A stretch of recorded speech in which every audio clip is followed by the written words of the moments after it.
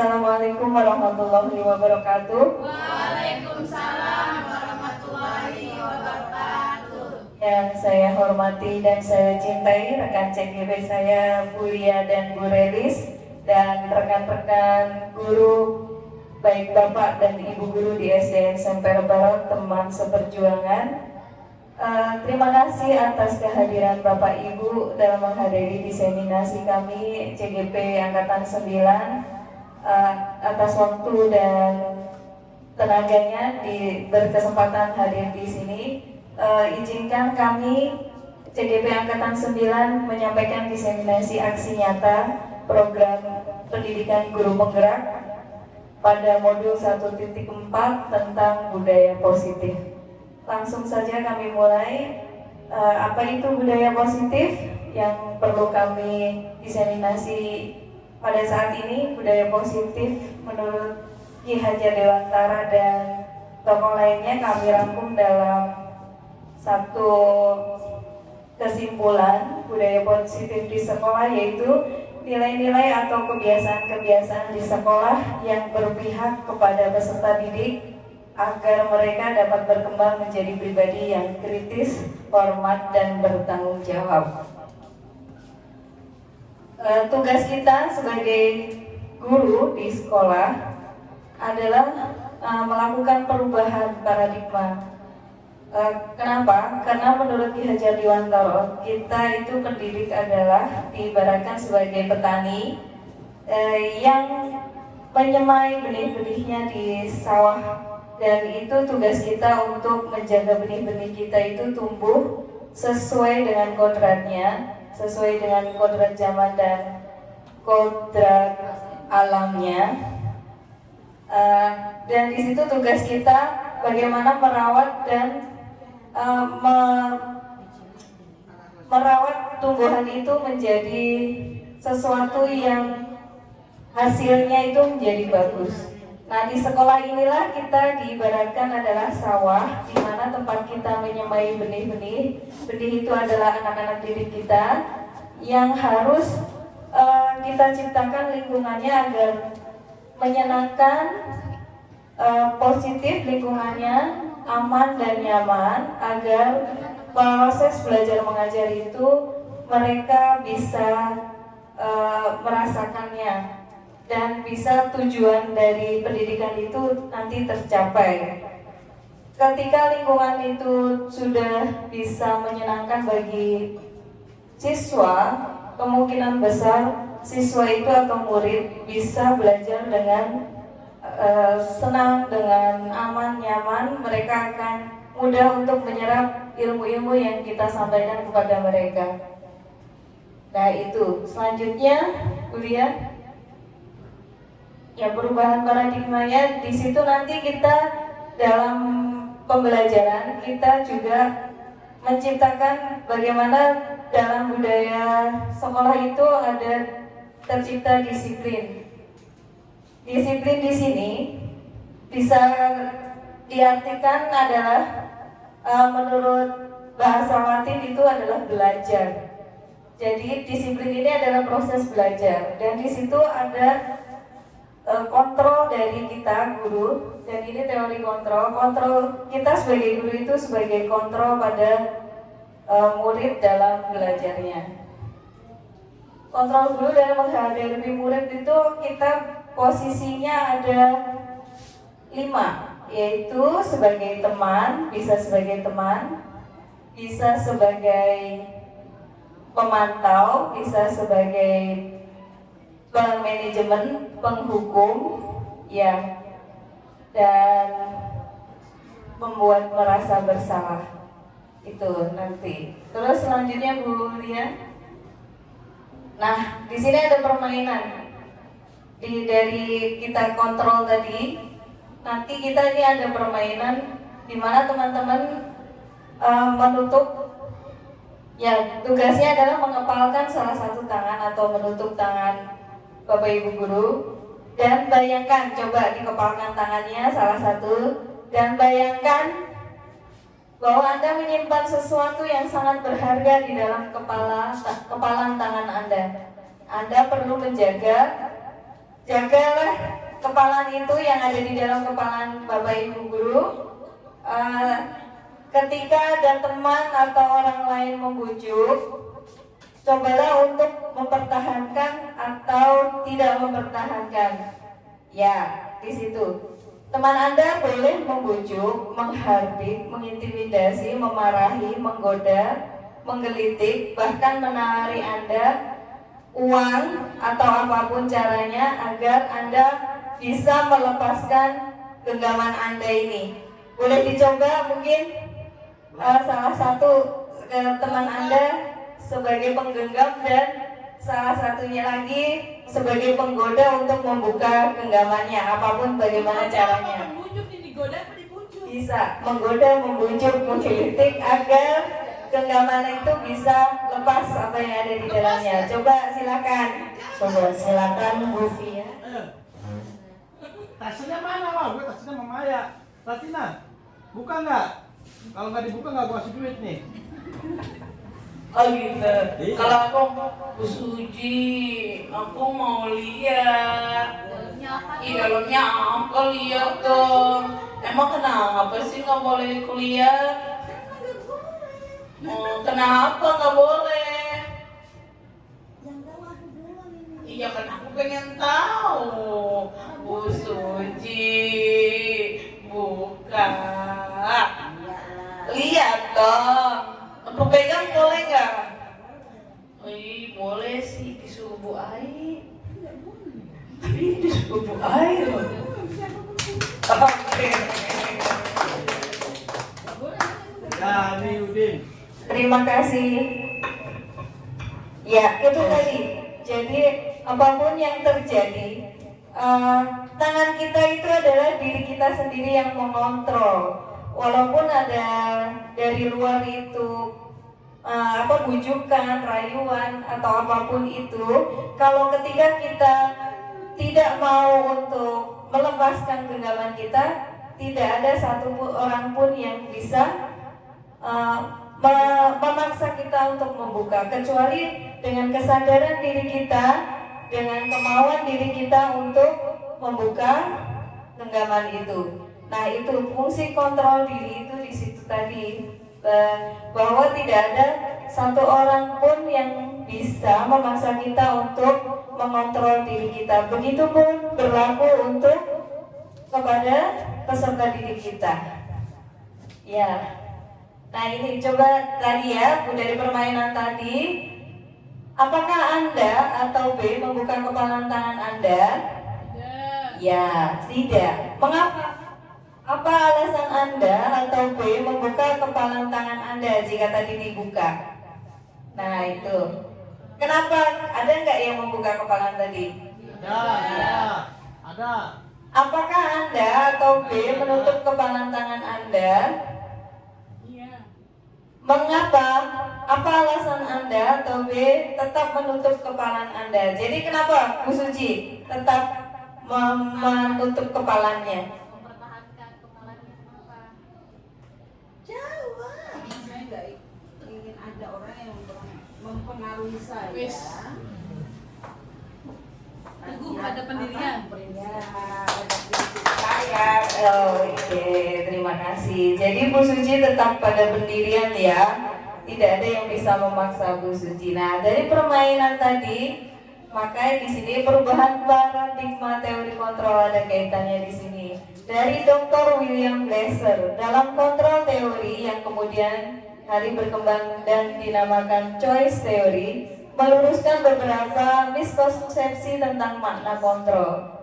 Nah, yang pertama itu ada gambar sedang apakah dia? Marah-marah. Iya, Pak Apip ya itu. Iya. Nah, itu ilusinya adalah guru mengontrol murid. Yang kedua, itu gambar kedua adalah ilusinya bahwa semua penguatan positif, efektif, dan bermanfaat.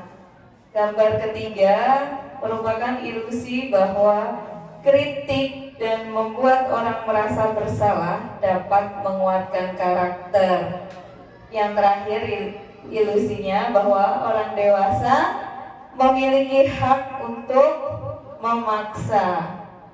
Ya. Perubahan paradigma stimulus respon teori kontrol. Siapa yang sesungguhnya yang memiliki kontrol? Silakan Ibu.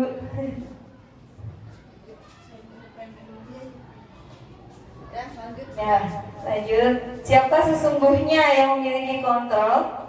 Di sini ada stimulus respon dan teori kontrol.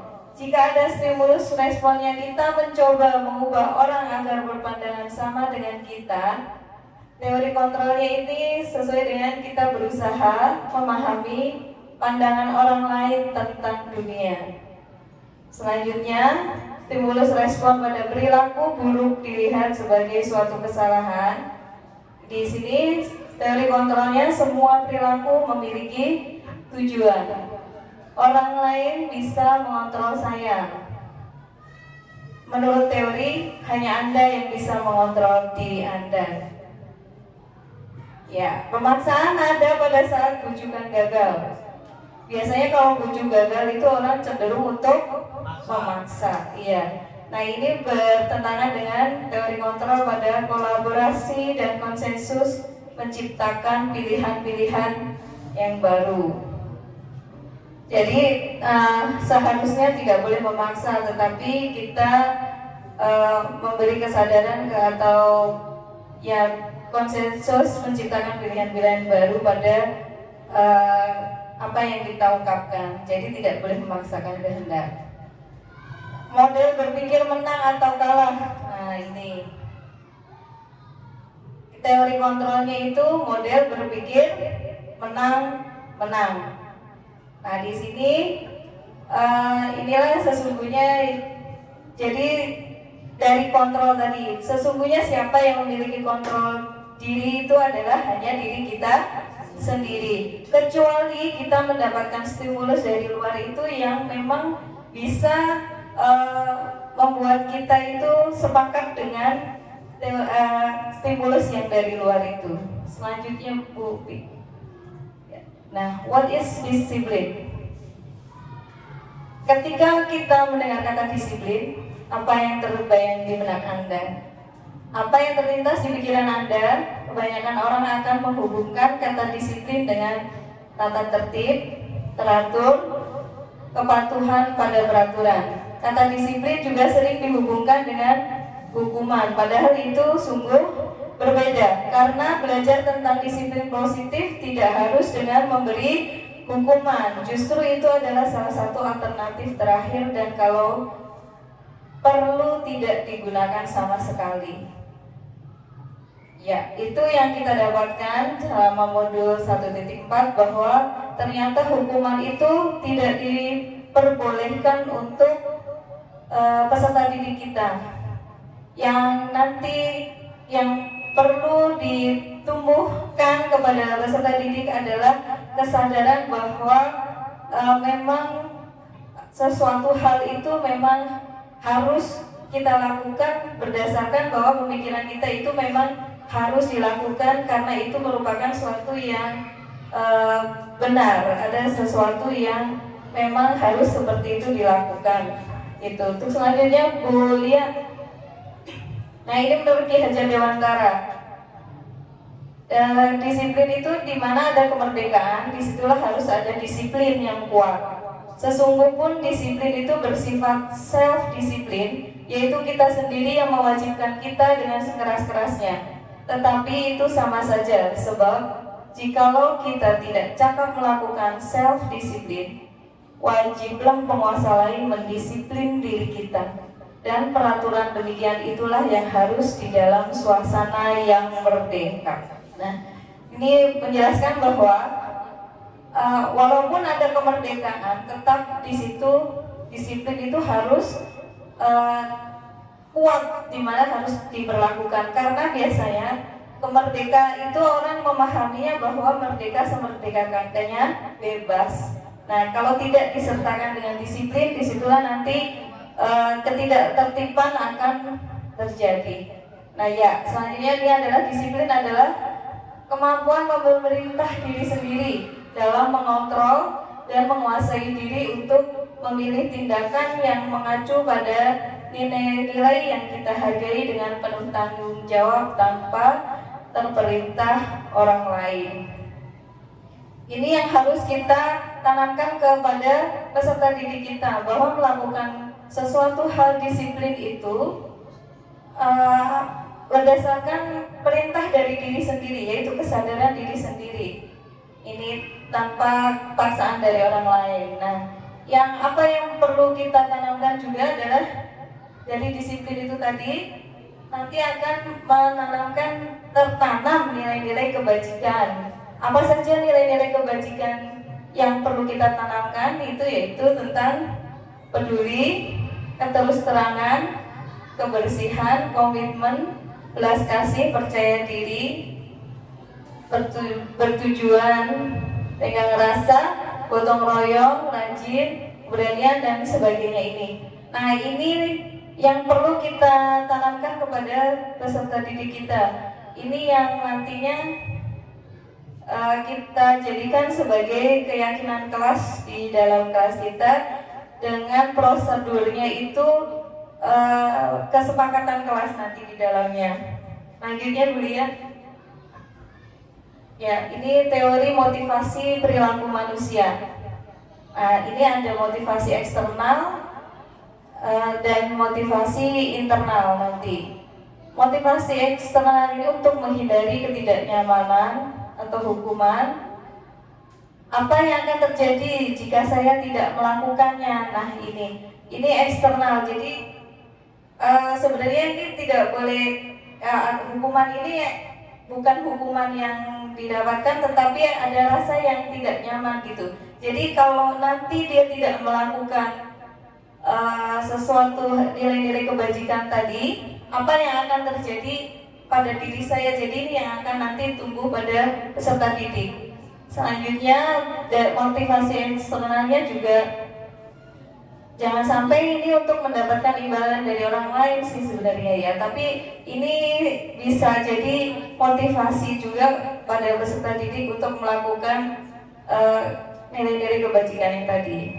Apa yang akan saya dapatkan ketika saya melakukannya? Nah, ini motivasi eksternal juga. Dan motivasi internalnya, mereka merasa menghargai diri sendiri. Jadi saya akan menjadi orang seperti apa jika saya melakukannya. Itu tadi tujuan disiplin positif yang akan tercapai. Jadi mereka mempunyai motivasi eksternal dan internalnya, tapi yang lebih kuat harusnya adalah motivasi internalnya diri mereka. Dan motivasi eksternal ini mungkin bisa dari kita sebagai guru atau pendidik mereka. Selanjutnya Bu Lia. Nah, ini yang tadi dari untuk menanamkan disiplin itu bisa dilakukan dengan 3 hal ini, yaitu hukuman, konsekuensi, dan restitusi. Nah, ini hukuman itu adalah sesuatu yang menyakitkan harus terjadi. Ada tidak nyaman jika mereka mendapatkan hukuman, bisa menjadi jangka panjang ketidaknyamanan pada mereka. Korban mendapatkan keadilan. Ya, kalau mungkin misalkan ada pertengkaran atau mereka berantem, mungkin kalau kita menghukum pelaku yang melakukan kesalahan, itu korbannya akan mendapatkan keadilan. Murid atau anak akan tersakiti. Perilaku pasif agresif meningkat.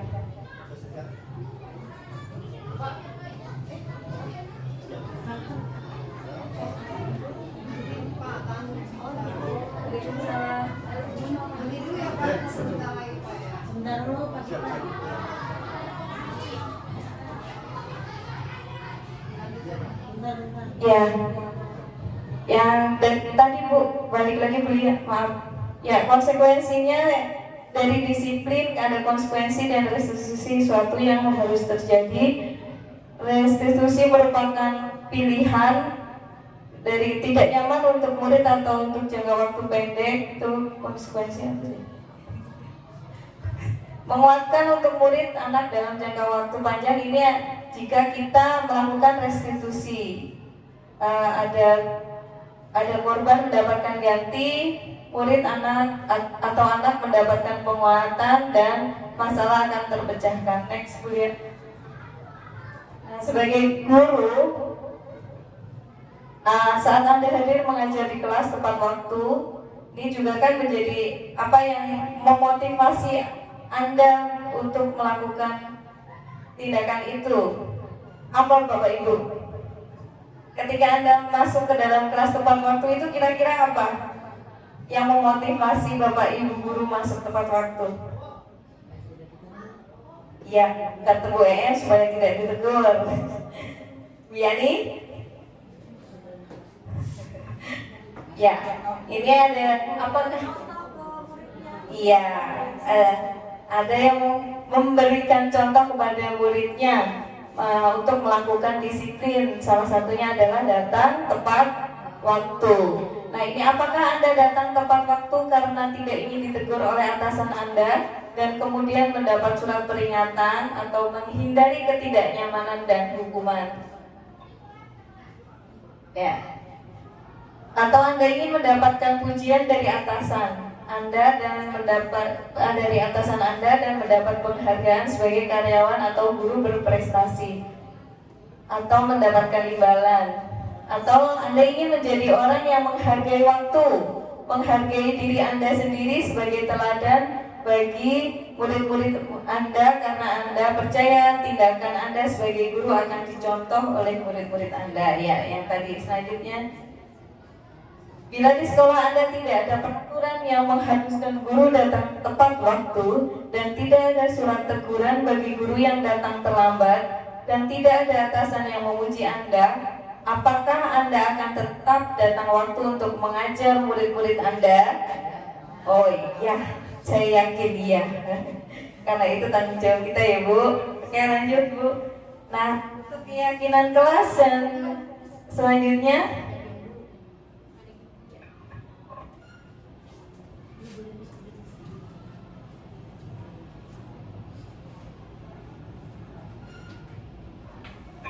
ya, ini ada permainan kuis. Mencatat 100 kali di dalam buku kalimat "Saya tidak akan terlambat lagi karena terlambat ke sekolah."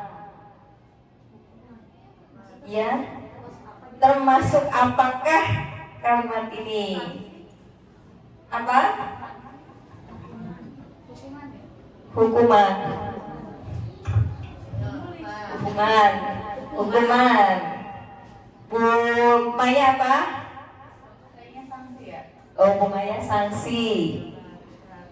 Hukuman ya. Ya, coba kita buka. Ya, ternyata sanksi. Nah, kalau lari mengelilingi lapangan basket 2 kali karena terlambat hadir di sekolah. Oh iya, ini hukuman yang berubah fisik. Ya, yang selanjutnya membersihkan coretan yang dibuatnya di meja tulis. Dibuatnya itu oleh Coret. Iya, dibuat oleh dirinya murid tadi. Yang dibuatnya, iya. Oh iya, betul. Tepuk tangan untuk semuanya. Yeah. Masih ada lagi. Iya, hukuman coba kita buka. Iya. Betul semua tadi ya berarti. Ya mungkin untuk budaya disiplin untuk pertama sampai di sini. Selanjutnya tentang keyakinan kelas bisa dilanjutkan oleh Ibu Relis. Di sini saya akan melanjutkan tadi yang telah dipaparkan Bu Lilis tentang disiplin positif. Nah, sekarang saya akan melanjutkan tentang keyakinan kelas. Apa sih itu keyakinan kelas?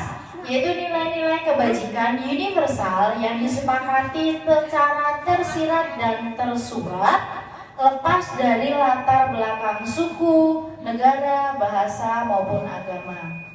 Di mana keyakinan kelas itu sendiri, seseorang akan lebih tergerak dan bersemangat untuk menjalankan keyakinannya daripada hanya sekedar mengikuti serangkaian peraturan tertulis tanpa makna.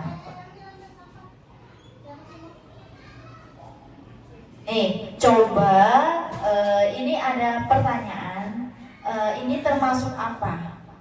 Oke, mengapa kita memiliki peraturan tentang penggunaan helm pada saat mengendarai kendaraan roda 2 atau motor? Ini termasuk nilai apa? Keselamatan. Kalau benar, coba Mulia. Ya, betul, nilai keselamatan. Oke, kemudian mengapa kita memiliki peraturan tentang menggunakan masker dan mencuci tangan setiap saat? Menggunakan masker. Ya, mengapa kita memiliki peraturan tentang penggunaan masker dan mencuci tangan setiap saat? Ini termasuk nilai apa?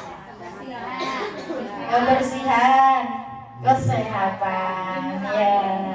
Oke, nah nilai-nilai keselamatan atau kesehatan inilah yang kita sebut sebagai suatu keyakinan, yaitu nilai-nilai kebajikan universal yang disepakati secara tersirat dan tersurat lepas dari latar belakang suku, bahasa maupun agama.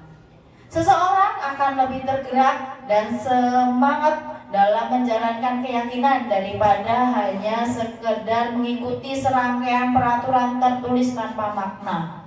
Murid-murid pun demikian. Mereka perlu mendengarkan dan memahami arti sesungguhnya tentang peraturan-peraturan yang diberikan. Apa nilai-nilai kebajikan di balik peraturan tersebut? Apa tujuan utamanya? Dan jadi titik tertarik atau takut kehilangan hanya sekedar mengikuti serangkaian peraturan-peraturan yang mengatur mereka tanpa memahami tujuan mulianya. Oke, next mulia. Oke, di sini ada peraturan dan keyakinan kelas atau nilai kebajikan. Di mana pertama selalu kembalikan buku ke tempatnya. Ini merupakan nilai kebajikannya adalah tanggung jawab. Ya, kemudian dilarang mengganggu orang lain, yaitu nilai kebajikannya adalah menghormati orang lain dan diri sendiri.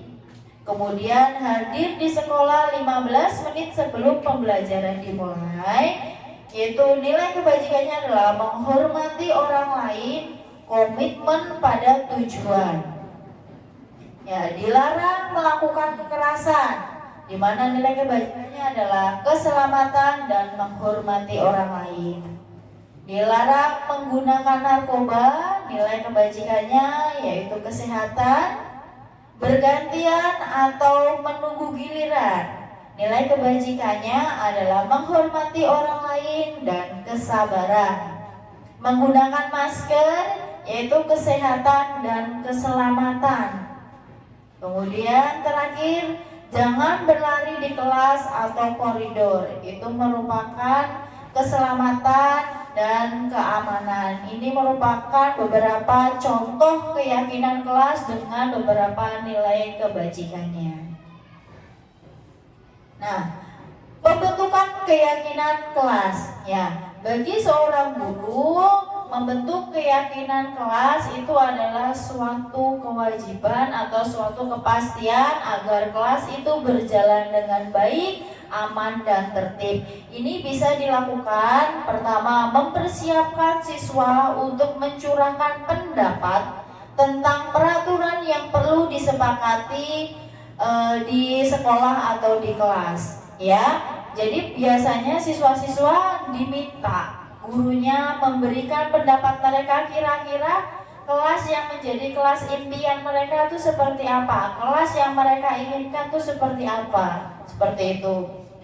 Kemudian mencatat semua masukan-masukan siswa di papan tulis atau di kertas besar kertas ukuran poster di mana semua siswa bisa melihat hasil curahan pendapat. Nah, kemudian menyusun keyakinan kelas sesuai dengan prosedur pembentukan keyakinan sekolah atau kelas dengan menggantikan kalimat-kalimat yang mungkin tadi ada kalimat yang siswa berikan tidak boleh datang terlambat, itu bisa diganti dengan datang tepat waktu, atau ada kata-kata tidak boleh makan di dalam kelas, bisa diganti makan bersama di saat istirahat. Jadi yang kata-kata negatif diusahakan kalau sudah menjadi keyakinan kelas harus digunakan kata-kata positif. Jangan berlari di kelas atau koridor. Nah, kalimat positifnya berjalanlah di kelas atau koridor, seperti itu. Nah, keempat, setelah keyakinan kelas selesai dibuat, maka semua warga kelas dipersilakan meninjau ulang dan menyetujuinya dengan menandatangani keyakinan sekolah atau kelas tersebut termasuk guru dan semua siswa. Kemudian yang kelima, keyakinan kelas selanjutnya bisa diletakkan di dinding kelas di tempat yang mudah dilihat oleh semua siswa di kelas. Kemudian keenam, tinjau kembali daftar curah pendapat yang sudah dicatat. Mungkin akan mendapati bahwa kenyataan yang ditulis di sana masih banyak yang berupa peraturan-peraturan. Selanjutnya, ajak siswa untuk menentukan nilai kebajikan atau keyakinan yang tertuju dari peraturan tersebut. Contoh, berjalan di kelas, dengarkan guru, datanglah tepat waktu. Jadi menggunakan kalimat-kalimat positif ya, jangan menggunakan kalimat negatif. Kemudian terakhir, tinjau ulang keyakinan kelas secara bersama-sama. Seharusnya setelah beberapa peraturan telah disatukan menjadi beberapa keyakinan, maka jumlah butir pernyataan keyakinan akan berkurang. Sebaiknya keyakinan kelas tidak terlalu banyak, bisa sekitar atau 3-7 prinsip atau keyakinan. Bila mana terlalu banyak, maka warga kelas akan sulit mengingatnya dan akibatnya sulit untuk dijalankan. Jadi yang kan ada pendapat mungkin dari yang 30 siswa bisa dikerucutkan menjadi lebih kecil agar mudah diingat dan mudah dilaksanakan ya. Jadi tidak satu orang peraturan nanti diterapkan jadi keyakinan, tidak seperti itu. Tapi dikerucutkan, dikelompokkan, kira-kira masuk nilai positifnya yang mana, dikelompokkan jadi satu, buat jadi kesepakatan kelas dengan 3 atau 7 prinsip saja. Nah, ini adalah contoh keyakinan kelas atau kesepakatan kelas, yaitu komitmen, tanggung jawab, saling menghargai, jujur, dan peduli. Jadi kata-katanya pendek, singkat, dan mengena, seperti itu. Nah, kemudian tadi dari yang keyakinan kelas kita beranjak ke 5 kebutuhan pokok, 5 kebutuhan dasar manusia, ya, dimana semua orang senantiasa berusaha untuk memenuhi kebutuhannya dengan berbagai cara. Bila mereka tidak bisa mendapatkan kebutuhannya dengan cara yang positif, mereka bisa melanggar peraturan atau melakukan hal-hal yang tidak sesuai dengan nilai-nilai kebajikan. Di mana 5 kebutuhan dasar manusia itu sendiri adalah bertahan hidup, kasih sayang dan rasa diterima, penguasaan, kebebasan, dan kesenangan. Next, berikut ada video tentang 5 kebutuhan dasar manusia. Silahkan disimak.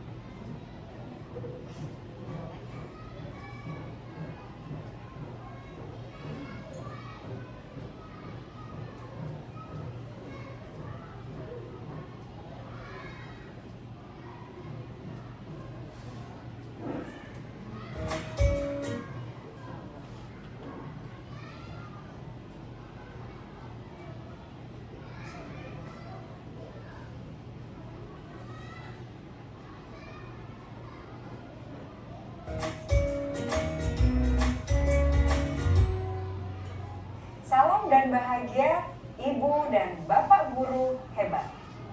Untuk membangun budaya sekolah yang positif dengan lingkungan yang aman dan mendukung murid untuk menjadi pribadi yang berdaya, seimbang, dan bahagia, salah satu upaya yang dapat dilakukan oleh guru adalah memahami kebutuhan dasar yang mendasari perilaku murid.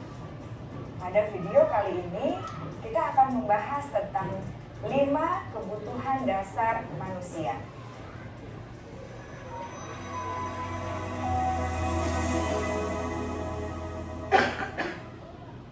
Ki Hajar Dewantara dalam salah satu kutipannya menyatakan, kita ambil contoh perbandingannya dengan hidup tumbuh-tumbuhan. Seorang petani dalam hakikatnya sama kewajibannya dengan seorang pendidik yang menanam padi misalnya. Hanya dapat menuntun tumbuhnya padi.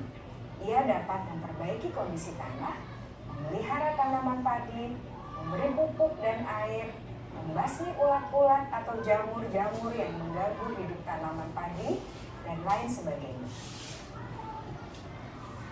Ketika guru memahami kebutuhan apa yang mendasari perilaku murid, dan guru berusaha menuntun dan mendukung murid dalam memenuhi kebutuhannya secara positif, pada hakikatnya guru tersebut ibarat seorang petani yang sedang berusaha memahami kebutuhan masing-masing tanaman, dan ia berusaha memenuhi kebutuhan tanaman tersebut agar dapat tumbuh dengan subur dan maksimal.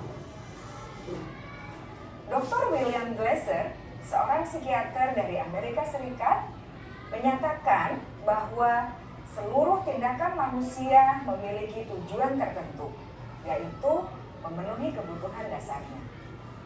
Ketika kelima kebutuhan dasar telah terpenuhi secara memadai, maka murid akan tumbuh dengan seimbang dan bahagia.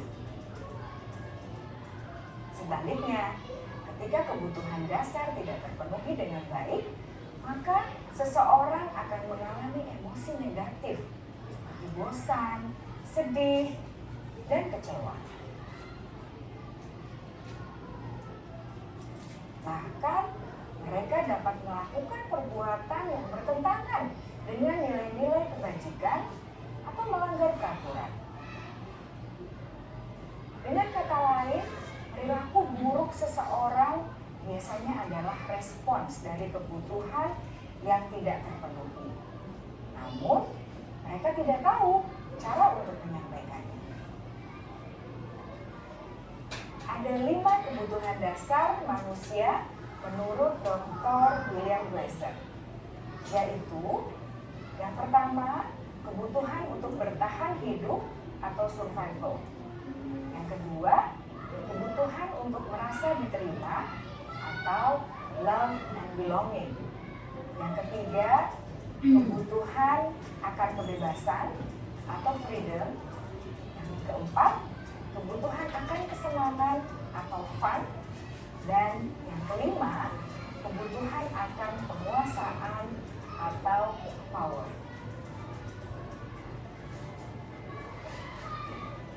Kebutuhan dasar yang pertama adalah kebutuhan yang bersifat fisiologis untuk bertahan hidup atau survival. Misalnya, kesehatan, rumah, dan makanan.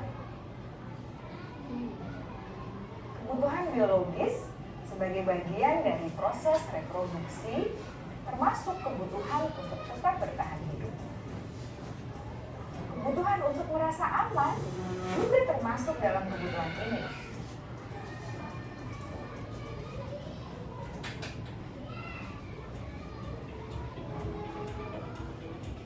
Agar murid dapat belajar dengan baik, kebutuhan mereka akan rasa aman, pangan, sandang, dan papan harus terpenuhi.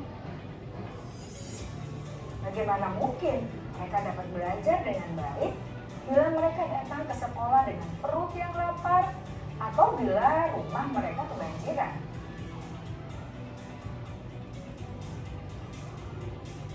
Setelah kita mengetahui kebutuhan pertama yang sebagian besar bersifat fisiologis, mari kita lihat kebutuhan kedua sampai kelima yang semuanya berhubungan dengan psikologis.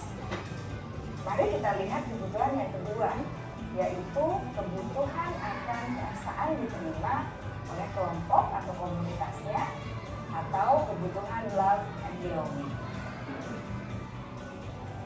Kebutuhan ini meliputi keinginan untuk tetap terhubung dengan orang lain seperti teman, keluarga, teman kerja, dan kelompok di mana kita tergabung. Setiap murid ingin menjadi bagian yang berharga dari kelas dan juga sekolah. Mereka juga ingin diterima oleh orang lain dan kelompoknya. Bahkan, murid yang terlihat paling cuek pun jauh di dasar hatinya pasti ingin merasa diterima. Sebagai guru, seharusnya kita dapat menerima murid kita apa adanya, sesuai dengan kodratnya. Karena setiap murid adalah unik.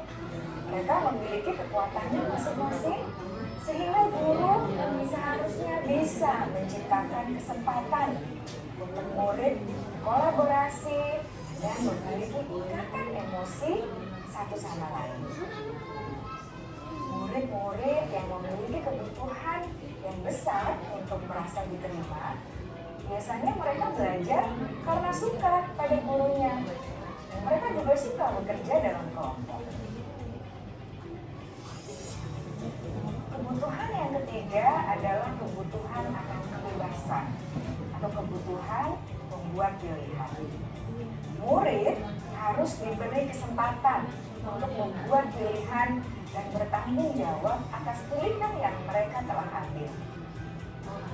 Beri mereka kebebasan bukan berarti membiarkan mereka melakukan apa saja yang mereka mau, melainkan lebih memberi mereka kesempatan untuk membuat pilihan, menyuarakan pendapat mereka dengan percaya diri, dan memberi mereka kesempatan untuk mencoba hal-hal yang baru. Pembelajaran dengan metode yang beragam dan menarik juga akan memenuhi kebutuhan murid tentang kebebasan ini.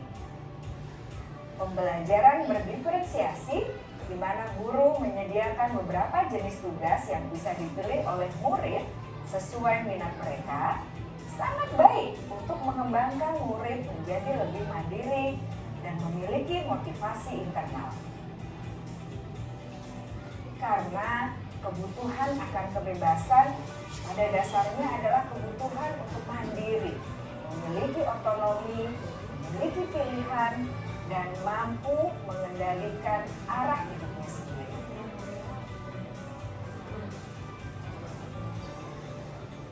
Kebutuhan yang keempat adalah kebutuhan akan kesenangan. Bayangkan Bapak Ibu, hidup tanpa rasa senang. Betapa menyedihkannya. Glasser menghubungkan kebutuhan akan kesenangan dengan belajar. Jangan sepelekan kebutuhan murid untuk merasa senang di kelas. Sebagai guru, jangan ragu-ragu untuk dengan sengaja memasukkan kegiatan yang menyenangkan dalam kelas. Murid-murid dengan kebutuhan dasar kesenangan yang tinggi ingin menikmati apa yang mereka lakukan. Mereka juga konsentrasi tinggi saat mengerjakan hal-hal yang disenangi.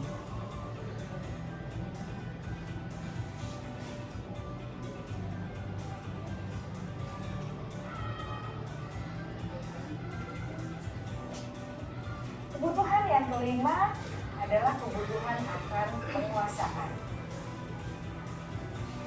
Setiap murid memiliki kebutuhan untuk merasa kompeten, menjadi terampil, diakui pencapaian dan keterampilannya, didengarkan, bisa membuat dampak dan pengaruh, dan memiliki rasa harga diri. Mereka sebaiknya diberi kesempatan untuk membuat keputusan tentang hal-hal yang penting dalam hidupnya dan tidak merasa dikontrol oleh sistem sekolah. Pada murid yang telah menginjak usia remaja, seringkali mereka merasa tidak memegang kendali atas kehidupannya sendiri, karena guru kerap kali berpengaruh dalam mengambil keputusan. Murid-murid yang memiliki kebutuhan dasar akan penguasaan yang tinggi biasanya selalu ingin menjadi pemimpin. Mereka juga suka mengamati sebelum mencoba hal-hal yang baru. Mereka juga perfeksionis dan merasa kecewa bila melakukan kesalahan.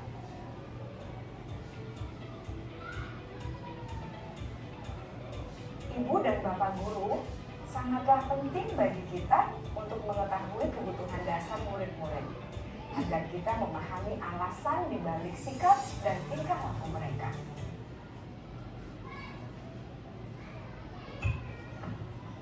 Nah, Ibu Bapak Guru, itu tadi adalah 5 kebutuhan dasar manusia, di mana ada bertahan hidup, diterima atau disayang, bisa, senang, dan bebas. Di sini kita main ya.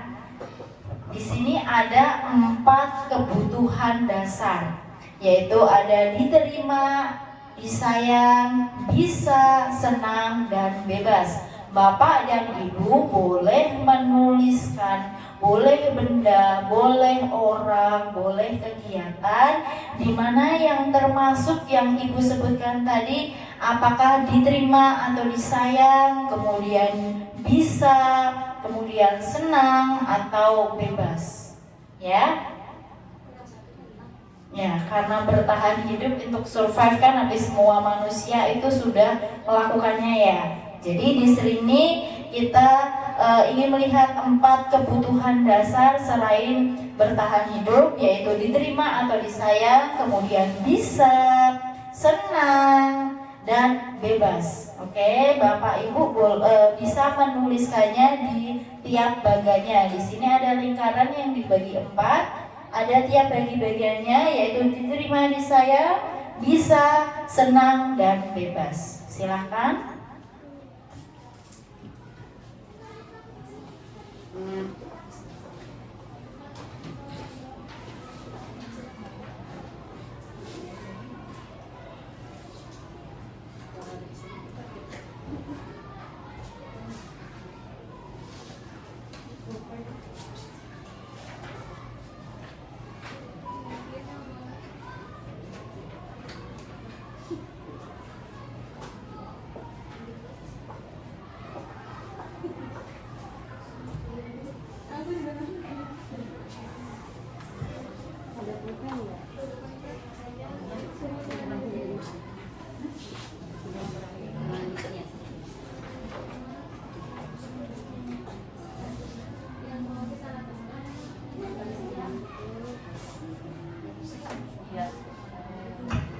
Contohnya kan di sini diterima atau disayang, berarti kita bisa sebutkan misalnya contoh keluarga, pasangan, sahabat atau teman.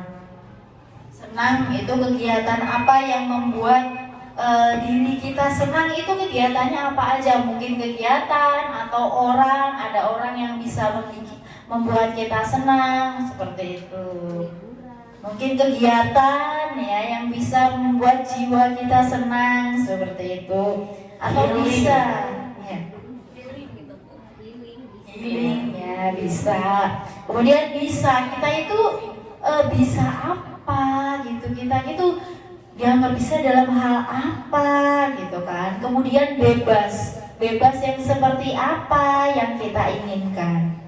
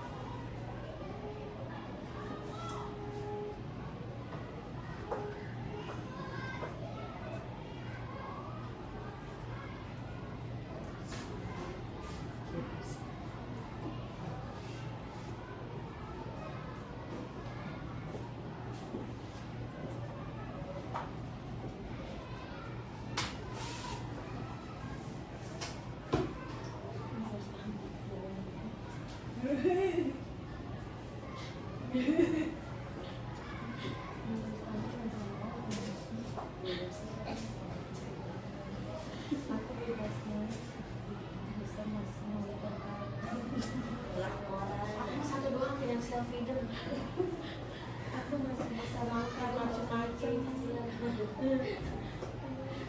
Bebas aku masih pindah ke kerjaan ini. Usari udah, mungkin boleh memaparkan ke depan. Sudah. Oke, sama Bu Leni ya. Oke, silakan Bu Leni dulu kayaknya ini. Silakan, ada Bu Leni. Karena aku juga sekalian mau kelihatan. Ini nggak tahu. Jangan begini. Assalamualaikum warahmatullahi wabarakatuh. Di sini ada lingkaran 4 kebutuhan dasar. Menurut saya di sini diterima atau disayang, bisa menjalin hubungan dengan teman, sahabat, dan keluarga. Kemudian bisa mengerjakan tugas-tugas sekolah, kemudian bertanggung jawab terhadap diri dan keluarga. Kemudian di sini ada senang. Saya senang apabila liburan bersama keluarga, kemudian bermain bersama anak, makan bersama keluarga, kemudian memasak. Dan bebas bergaul dengan siapa saja, melakukan hobi sendiri dan berkreasi. Terima kasih. Oke, terima kasih kepada Bu Leni. Coba berikan aplaus sekali lagi pada Bu Leni. Oke, kemudian ada Bu Anggi. Silahkan Bu Anggi.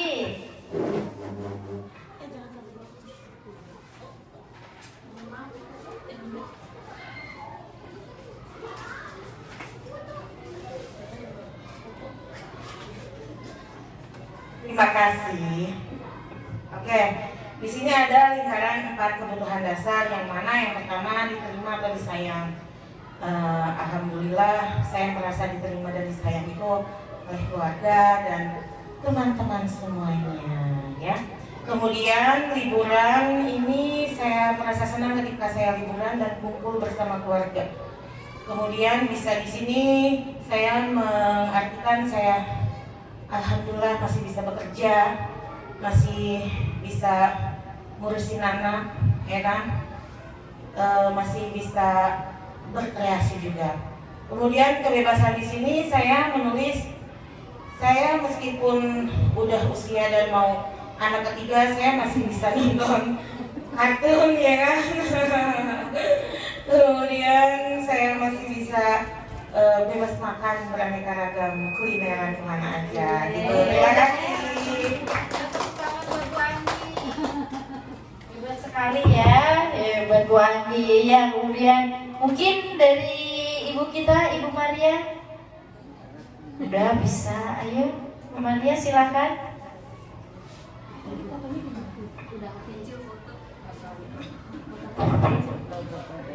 Sebenarnya hampir sama sih tadi sama dua teman yang sudah memaparkan.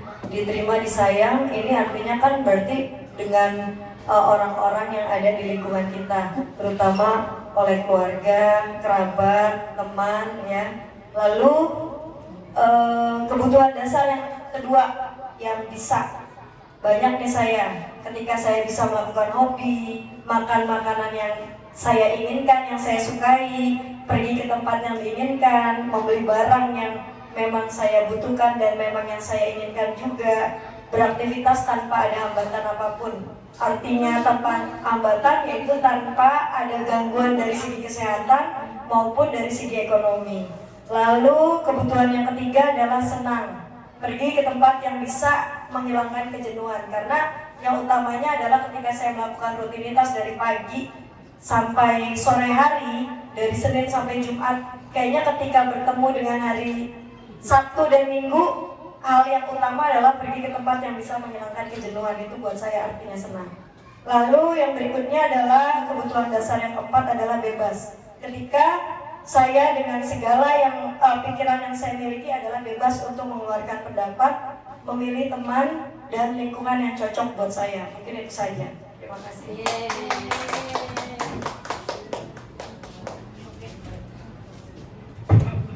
Cek. Oke, super sekali ya 3 teman kita. Coba berikan aplaus kepada 3 teman kita tadi. Oke, terima kasih teman-teman yang sudah mau mengungkapkan pendapatnya. Dan untuk teman yang lain mungkin karena keterbatasan waktu jadi tidak bisa ungkapkan semua. Jadi dari 5 kebutuhan pokok tadi kita mengerucut pada dunia yang berkualitas. Di mana dunia berkualitas Anda adalah tempat khusus dalam pikiran Anda, tempat Anda menyimpan gambaran representasi dari semua yang Anda inginkan. Bisa berisi orang-orang, hal-hal dan apa saja yang terbaik dalam hidup Anda dan membuat Anda merasa bahagia dan terpenuhi semua kebutuhan dasar Anda. Murid kitab juga mempunyai keinginannya 5 kebutuhan dasar itu. Murid kita juga mempunyai gambaran dunia berkualitasnya mereka. Tentunya sebagai guru kita juga ingin mereka memasukkan hal-hal yang bermakna dan nilai-nilai kebajikan yang hakiki ke dalam dunia berkualitas mereka. Bila guru dapat membangun interaksi yang memberdayakan dan memperdekakan murid, maka murid akan meletakkan dirinya pada setiap sebagai individu yang positif dalam dunia berkualitas karena mereka menghargai nilai-nilai kebajikan tersebut. Oke, demikian dari yang keyakinan kelas 5 kebutuhan dasar manusia, kemudian akan dilanjutkan oleh Bulia oleh 5 posisi kontrol guru. Oke, kepada Bulia saya persilahkan. Ya, baik, terima kasih Ibu Relis dan Ibu Lilis. Oke, tadi kita sudah mengenal 4 budaya positif ya. Selanjutnya yang kelima adalah 5 posisi kontrol, di mana 5 posisi kontrol ini terdapat ada 5. Yang pertama itu sebagai penghukum. Penghukum adalah orang-orang yang menjalankan posisi penghukum senantiasa mengatakan bahwa memerlukan sistem atau alat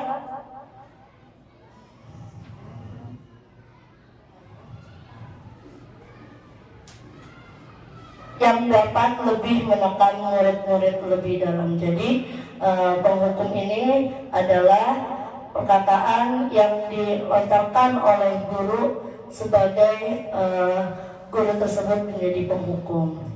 Posisi yang kedua adalah pembuat merasa bersalah, di mana pembuat merasa bersalah ini adalah akan menggunakan keheningan yang membuat orang lain merasa ketidaknyamanan, bersalah atau rendah hati. Yang ketiga adalah posisi kontrol sebagai teman. Guru pada posisi ini tidak akan menyakiti murid, namun akan tetap berupaya mengontrol murid itu melalui persuasif atau ajakan. Poin yang keempat adalah sebagai pemantau. Posisi pemantau sendiri berawal dari teori stimulus respon yang menunjukkan tanggung jawab guru dalam mengontrol murid.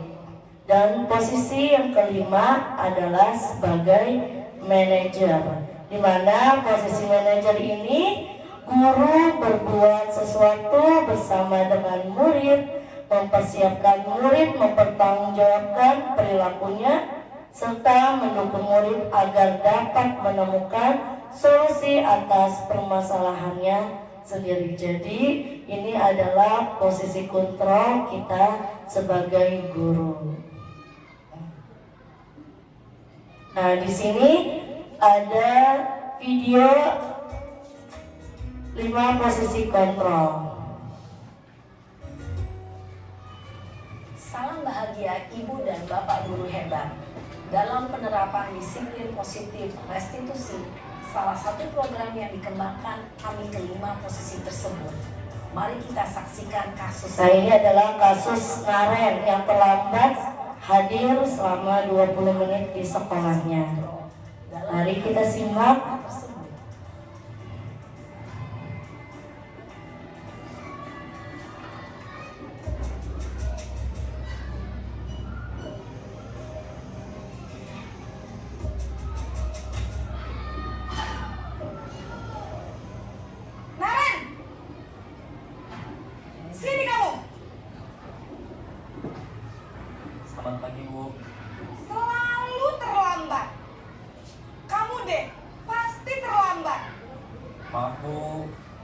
Saya... Apa?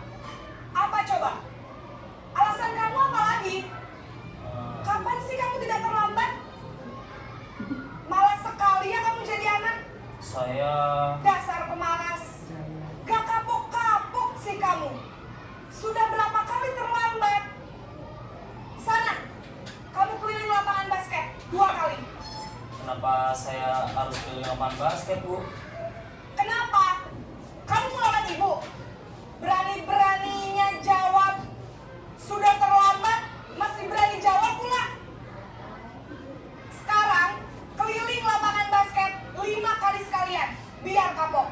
Cepat. Pergi sana ke lapangan basket. Posisi penghukum biasanya berbicara dengan nada tinggi, menghardik, menunjuk-nunjuk, menyakiti, dan menyindir. Hukuman bisa berupa fisik maupun psikis. Ibu dan bapak guru hebat. Dampak yang terjadi pada murid ketika guru berada pada posisi penghukum adalah murid cenderung akan memberontak, bahkan menyimpan dendam.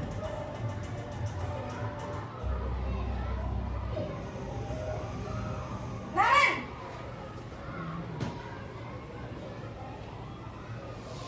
Selamat pagi, Bu.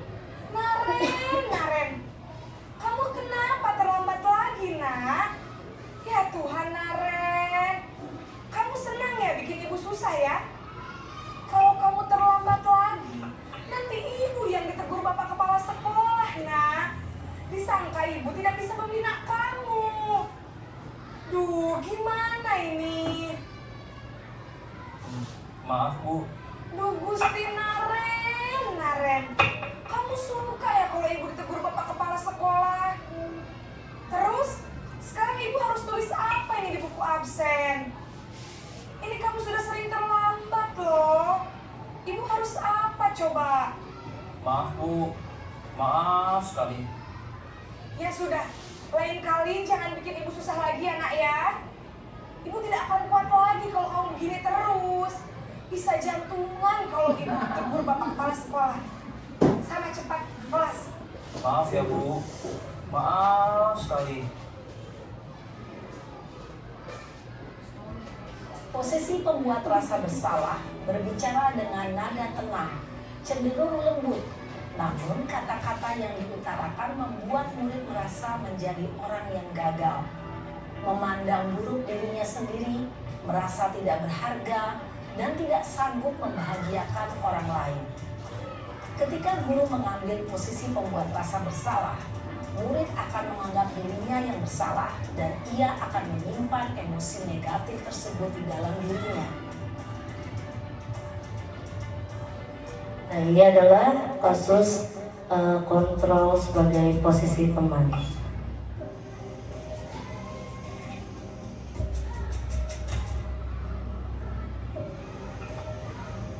Naren!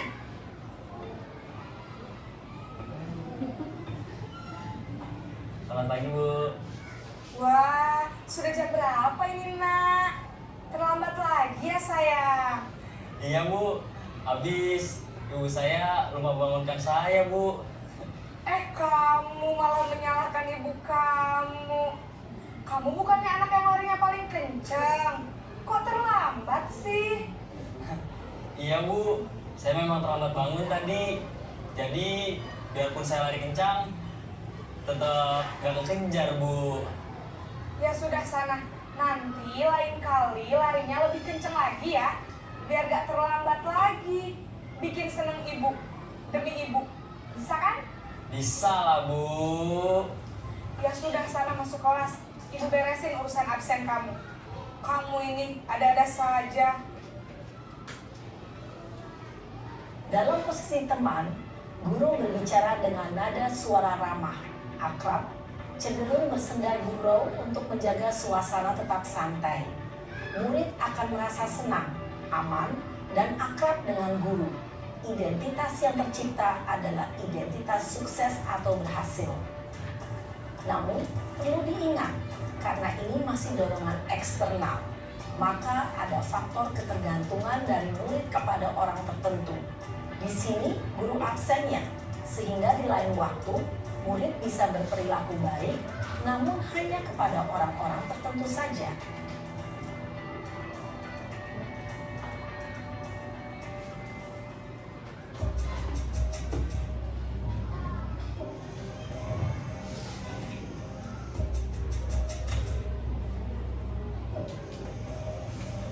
Naren!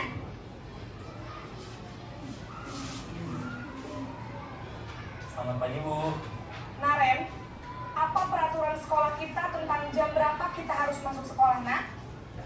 Kita harus di sekolah jam 7, Bu. Iya, betul. Sekarang sudah jam 7.20. Naren sudah tahu konsekuensinya jika terlambat hadir. Paham, Bu. Saya harus tinggal kelas pas jam istirahat selama 20 menit. Iya, benar. Konsekuensinya demikian.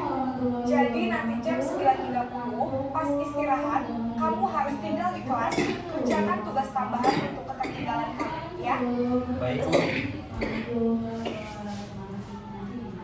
Posisi pemantau mengandalkan perhitungan atau data untuk mengontrol murid. Guru mengarahkan murid berdasarkan peraturan dan konsekuensi. Seorang pemantau menunjukkan bahasa tubuh dan ekspresi wajah yang datar dan cenderung formal.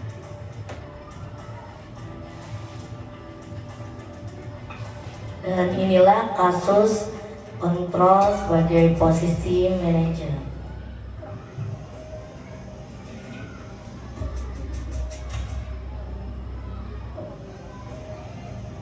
Naren!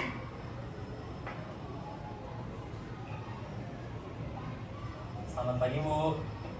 Selamat pagi, Naren. Maaf, Bu. Saya terlambat. Iya, sekolah masuknya jam 7, sekarang sudah jam 7.20. Jadi sekarang bagaimana ini, Naren? Maaf, Bu. Saya lupa setel alarm saya semalam. Baiklah, menurut kamu, keyakinan sekolah yang mana yang perlu kamu tingkatkan?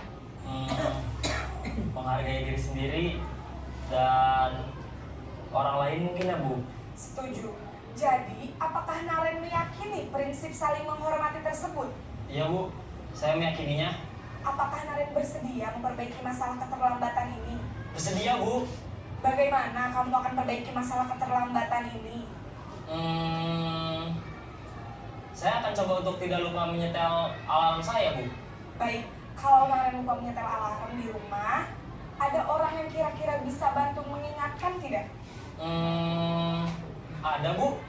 Kakak saya, Kak Emma. Ada lagi selain Kak Emma?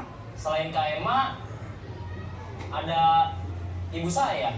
Baik, jadi yang mengingatkan Naren adalah Kak Emma dan ibu kamu ya? Kira-kira akan mulai setel alarm kapan nih, Naren? Setelah pulang sekolah, akan segera saya lakukan. Baik, jadi Naren akan setel alarm untuk bangun besok pagi dan akan diingatkan oleh kakak dan ibunda Naren ya. Ada lagi yang mungkin perlu dilakukan, Naren? Agar tidak terlambat bangun lagi. Tidak ada, Bu. Baik, Naren.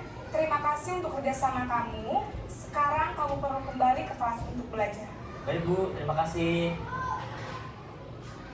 Posisi manajer adalah posisi kontrol yang disarankan untuk membimbing murid memiliki sikap itu.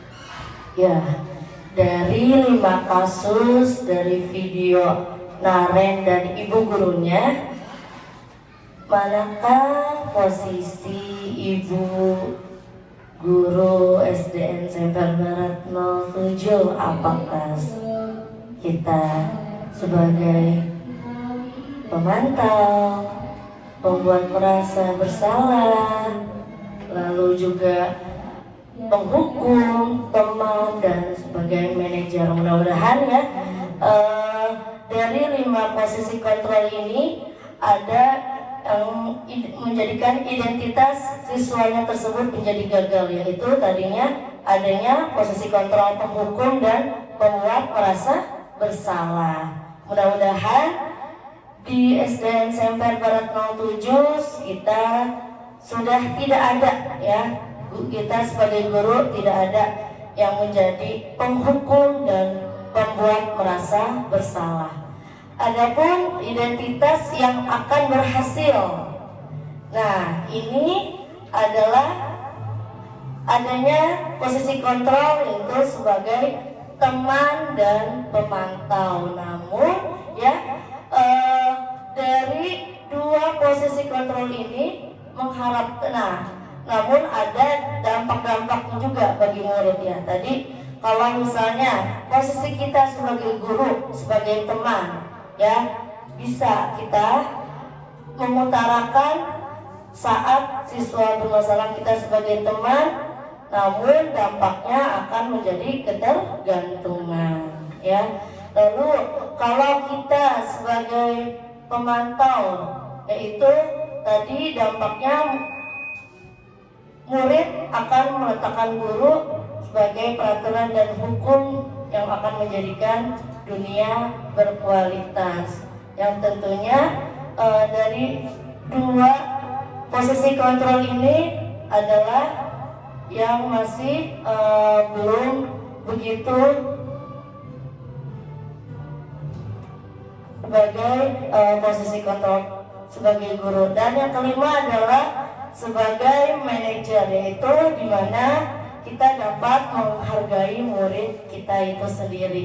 Nah, tadi dari contoh Naren sebagai posisi kita sebagai manajer itu ibu gurunya mengatakan apa yang kita yakini, apa yang bisa kita jalankan untuk memperbaiki masalah ini, yang nantinya akan berdampak kepada murid yang sebagai individu positif di dalam dunia berkualitas. Jadi mudah-mudahan ya kita menjadi guru sebagai manajer. Tapi mudah-mudahan apakah di sini ibu guru yang sering kita lakukan sebagai posisi kontrol, apakah sebagai teman, pemantau, ataupun manajer ya.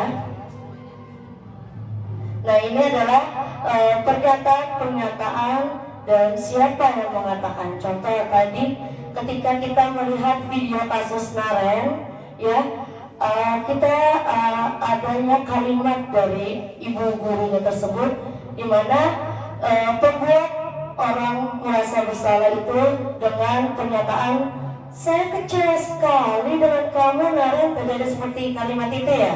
Nah, itu adalah membuat orang merasa bersalah. Jadi ketika gurunya menyebutkan pernyataan tersebut, siswa akan merasa kalau pernyataan dari gurunya itu merasa bersalah. Yang kedua adalah sebagai penghukum. Nah, pernyataannya contohnya, kamu tidak pernah benar melakukannya. Itu adalah contoh pernyataan penghukum. Yang ketiga adalah sebagai teman. Nah, ini contoh pernyataannya adalah, ayolah lakukan demi ibu atau bapak. Yang keempat sebagai pemantau, apakah kamu mau mendapatkan stiker bintang hari ini anak-anak? Nah, itu adalah pernyataan sebagai posisi guru menjadi pemantau. Yang keempat adalah sebagai manajer. Nah, pernyataannya ini contohnya, bagaimana kamu bisa menyelesaikan masalah ini nak? Nah, itu adalah contoh dari pernyataan kita sebagai guru menjadi manajer. Dan yang terakhir itu sama ya dengan tadi, sebagai penghukum, kamu selalu yang paling terakhir. Nah, itu mudah-mudahan ya kita di SDN Center Barat tidak ada lagi pernyataan-pernyataan yang membuat sebagai penghukum dan merasa bersalah.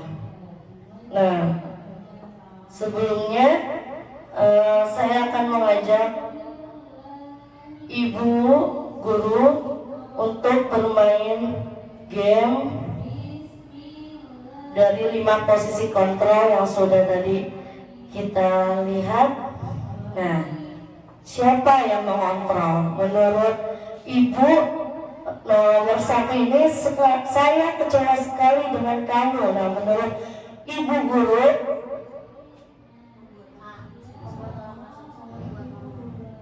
A, sepakat? Ya, benar.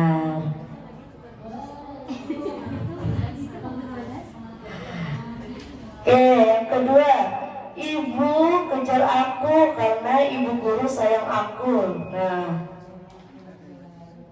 ini masih nyambung dengan tadi 5 kebutuhan dasar manusia ya. Apa nih kira-kira? Ibu putar aku karena ibu guru sayang aku. Cinta dan kasih sayang. Yang ketiga, aku hebat kan bisa bikin ibu guru kejar aku. Nah kira-kira yang mana nih? Penguasaan ya. Benar. Nah yang terakhir, aku bosan belajar mewarnai terus di dalam kelas. Nah kira-kira dari keempat ini ya benar ya. Coba kita cek kebebasan. Oke, benar semua. Kapung salut. Salut, salut. Salut, salut. Salut. Baik. Ya, dari 5 kebutuhan dasar manusia, 5 posisi kontrol.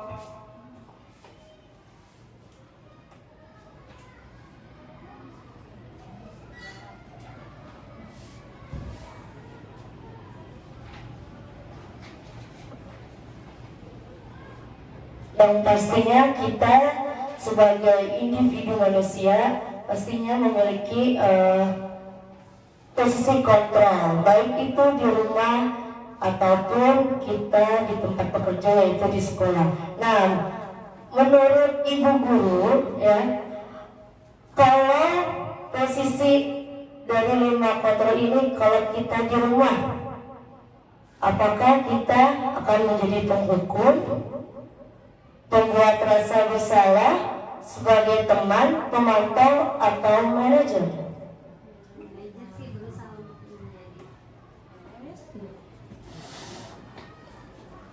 Ya, terima kasih Mulia. Kalau menurut saya sih kita baik di tempat bekerja maupun di rumah usahakan posisi kita sebagai manajer. Karena posisi sebagai manajer itu kita menjaga komunikasi dengan orang lain atau misalnya kalau di rumah dengan anak gitu ya. Jadi jalinan komunikasi itu membuat kalau di rumah itu anak menjadi lebih percaya diri. Sedangkan kalau di sekolah membuat anak-anak itu merasa percaya diri juga untuk menyelesaikan suatu masalahnya begitu. Terima kasih.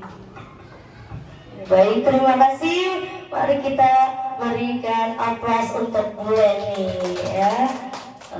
Tadi kesimpulannya adalah kita harus menjadi seorang manajer ya.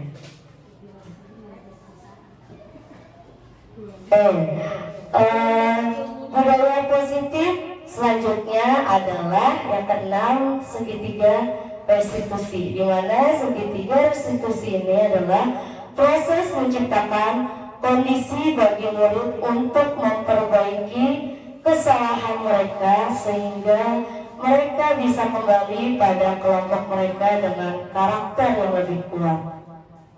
Melalui restitusi ini, guru dapat membantu murid lebih memiliki tujuan disiplin positif serta memulihkan dirinya setelah berbuat salah.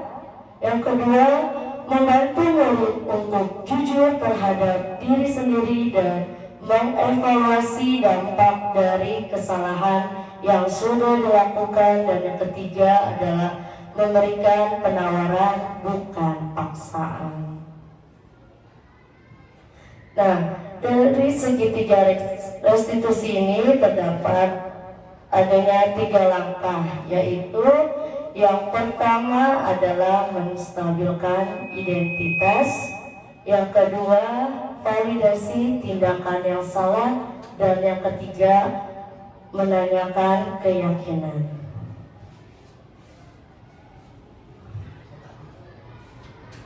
Nah, ini adalah contoh kasus segitiga restitusi. Adalah validasi tindakan yang salah. Ibu akan penerapan segitiga restitusi.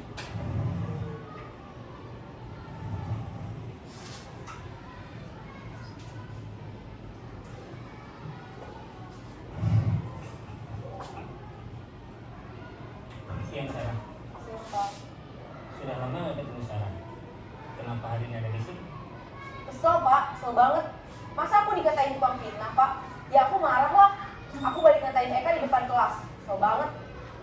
Oh begitu. Ya, aku marah dan kesal. Bapak juga akan marah apabila ada yang menuduh Bapak seperti itu. Kemudian pada saat itu kamu mau melakukan apa? Ya saya langsung ngatain Eka lah Pak. Kesel banget. Saya bentak-bentak dia depan teman-teman lain. Oh begitu. Pasti kamu melakukan seperti itu karena suatu alasan tertentu, bukan? Iyalah, masa saya diam saja Pak? Ya saya bela diri lah. Masa saya dituduh tukang fitnah? Ya wajar lah. Mempertahankan harga diri itu sesuatu yang penting buat kamu. Untung kamu tidak bertindak lebih gagal lagi. Hanya membentak-bentak. Iya Pak. Untung saya masih bersabar dan hanya membentak saja. Sudah gemes padahal. Saya pasti bela diri lah. Ya pasti ya. Tapi kamu memilih untuk tetap bertahan dan bersabar. Kamu memilih untuk tidak berbuat lebih parah lagi, bukan? Iya. Nah, sekarang coba kita lihat lagi tindakan kamu yang bentak-bentak Eka di kelas. Tindakan kamu itu kira-kira sesuai dengan keyakinan kelas atau prinsip kamu tidak? Enggak lah Pak. Capek Pak jadi pemarah. Jadi keyakinan atau prinsip mana yang kurang sesuai dengan keinginan kamu? Ya, saya sebenarnya sangat menghargai orang lain. Mungkin saat itu saya menjadi emosi, jadi tidak menunjukkan sikap itu. Kamu meyakini tidak? Menghargai orang lain itu penting buat kamu. Yakinlah Pak. Iya, setuju. Kita harus saling menghargai. Namun, ada juga keyakinan yang kita sepakati yang perlu kita jalankan apabila kita sedang marah, bukan? Ya, saya bisa lebih proaktif, mulai dengan diri sendiri. Saya bisa jadi lebih bersabar, mengambil waktu jeda untuk berpikir mau apa selanjutnya. Kira-kira kamu bersedia memperbaiki masalah ini tidak? Bersedia Pak. Kalau kamu memperbaiki masalah ini, kamu akan menjadi orang seperti apa? Saya akan menjadi orang yang bertanggung jawab kali ya Pak. Dan senantiasa proaktif. Iya, menurut kamu bagaimana rasanya menjadi orang seperti itu? Ya nyaman lah, bangga bisa bersabar dan menahan diri. Baiklah kalau begitu. Yuk kita pikirkan bagaimana memperbaiki masalah ini.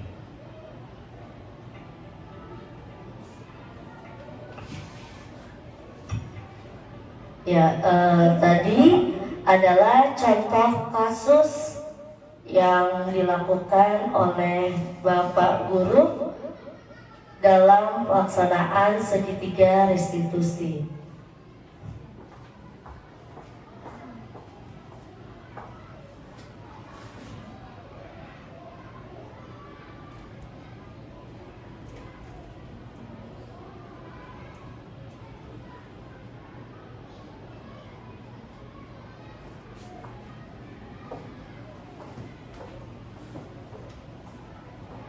Dari ketiga langkah itu, di mana langkah yang pertama yang tadi dilakukan adalah menstabilkan identitas, di mana langkah ini bertujuan untuk mengubah identitas anak dari yang tadinya dia merasa gagal atau melakukan kesalahan menjadi orang yang sukses.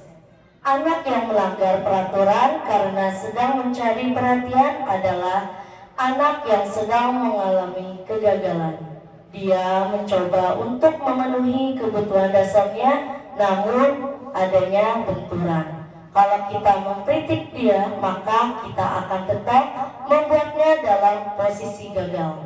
Kalau kita ingin menjadi reflektif, maka kita harus meyakinkan si anak tersebut. Nah, tadi ini adalah contoh-contoh pernyataan ya untuk di kalimat langkah menstabilkan identitas. Contohnya adalah berbuat salah itu tidak apa-apa nak. Lalu ada juga tidak ada manusia yang sempurna. Saya ibu guru juga pernah melakukan kesalahan seperti itu, nak. Kita bisa menyelesaikan ini. Ibu guru tidak tertarik mencari siapa yang salah, tapi ibu guru ingin mencari solusi dari permasalahan ini. Ini adalah kalimat pernyataan yang kita bisa melakukannya di langkah menstabilkan identitas. Langkah yang kedua adalah validasi tindakan yang salah. Jadi di mana validasi tindakan yang salah ini kita akan menanyakan, membuat pertanyaan kepada murid karena adanya rasa berbuat salah atau perbuatan yang tidak baik itu. Di mana kalimat atau pertanyaan yang contohnya adalah, padahal kamu bisa melakukan yang lebih buruk dari ini ya. Kamu pasti punya alasan mengapa melakukan hal itu.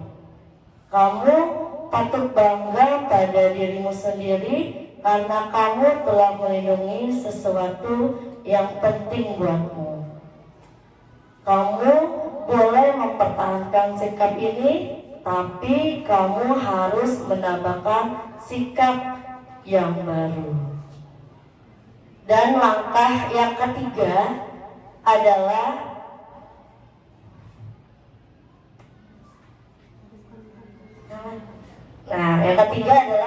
menanyakan keyakinan, di mana menanyakan keyakinan ini pada dasarnya termotivasi secara internal. Ketika identitas sukses telah tercapai di langkah yang pertama dan tingkah laku yang salah telah divalidasi, maka anak atau murid akan siap untuk dihubungkan dengan nilai-nilai yang dia percaya dan berpindah menjadi orang yang dia inginkan.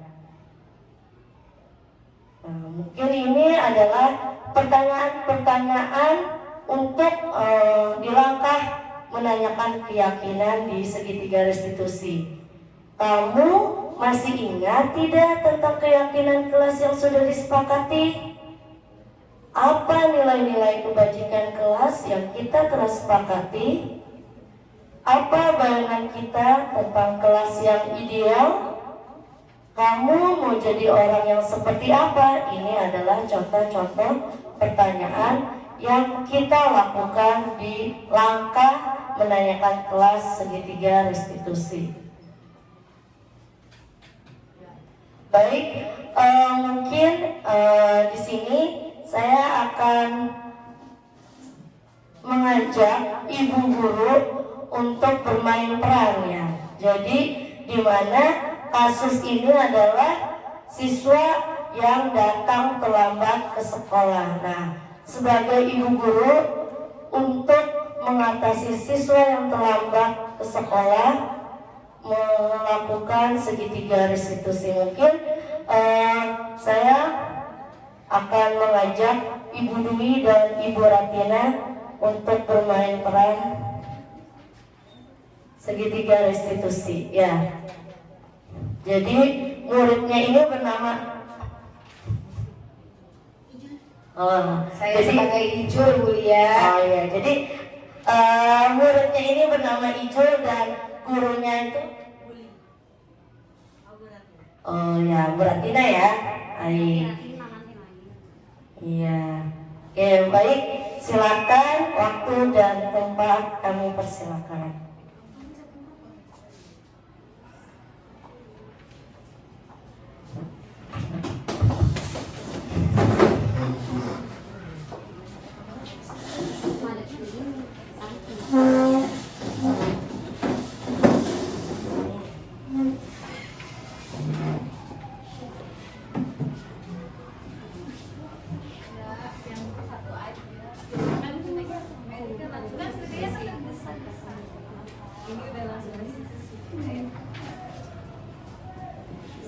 Selamat siang Izul. Izul tahu tidak kenapa Bu Ratina memanggil Izul ke sini? Tidak tahu, Bu. Izul, tadi sampai sekolah jam berapa? Jam 1. Sekolah kita masuknya jam berapa? Jam 12, Bu. Artinya, Izul terlambat masuk sekolah atau tepat waktu? Iya, Bu, saya terlambat, Bu. Terlambat itu perbuatan baik atau tidak baik? Tidak baik, Bu. Izul terlambat datang ke sekolah berarti terlambat itu adalah perbuatan kesalahan, ya. Setiap manusia itu pasti pernah melakukan kesalahan. Kita bisa memperbaiki masalahnya. Bu Ratina juga pernah terlambat ketika menghadiri acara, tetapi di sini Bu Ratina ingin membantu Izul mencari solusi supaya tidak terlambat lagi. Izul pasti punya alasan kenapa hari ini bisa terlambat. Kenapa Izul bisa terlambat? Saya tidurnya terlalu malam, Bu. Terus tidurnya jam 12 malam juga. Memang Izul ngapain di rumah? Ngapain aja? Saya main game, Bu. Terus tadi pagi aku bangun kesiangan. Habis makan aku lanjut main game lagi. Terus ketiduran lagi. Pas bangun udah azan zuhur. Jadi saya terlambat deh, Bu. Jadi tidurnya malam sekali ya? Sehingga bangunnya jadi kesiangan. Lalu paginya Izul lanjut main game lagi sampai ketiduran. Sampai bangunnya pas azan zuhur. Izul, masih ingat tidak tentang keyakinan kelas yang sudah kita buat? Masih ingat, Bu. Apa saja salah satu keyakinan kelas? Disiplin dan tepat waktu. Ya, betul sekali. Izul tahu disiplin dan tepat waktu baik untuk diri kita? Iya, Bu. Apa yang bisa Izul lakukan untuk bisa disiplin selanjutnya? Kira-kira Izul harus bagaimana? Tidurnya lebih awal, Bu. Bisa membatasi waktu dengan main game dan pasang alarm, Bu. Nah, betul. Jadi, mulai kapan Izul akan melakukan seperti itu? Mulai nanti malam, Bu. Berarti nanti malam Izul harus tidur lebih awal. Tidak main game, memasang alarm agar tidak kesiangan lain. Izul bisa melakukannya? Bisa, Bu. Bisa. Izul pasti bisa melakukannya dan bisa menjadi anak yang lebih baik dalam disiplin. Semangat ya, Zul. Ya, makasih, Bu.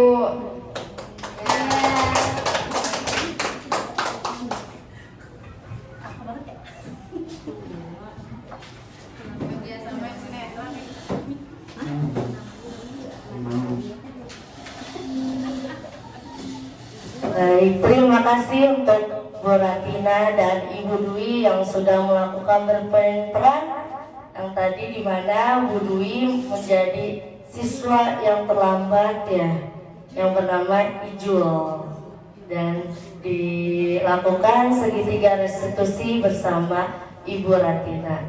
Baik, dari keenam budaya positif tadi yang sudah dijelaskan, saya akan membuat kesimpulan di mana dari 6 budaya positif ini kita dapat, dan mudah-mudahan guru-guru di SDN Center Barat dapat menanamkan budaya positif di lingkungan sekolah, khususnya di SDN Center Barat, agar terciptanya peserta didik yang bisa menimba ilmu dengan aman dan nyaman, serta tentunya membuat anak menjadi menyenangkan dan menciptakan lingkungan yang merdeka belajar.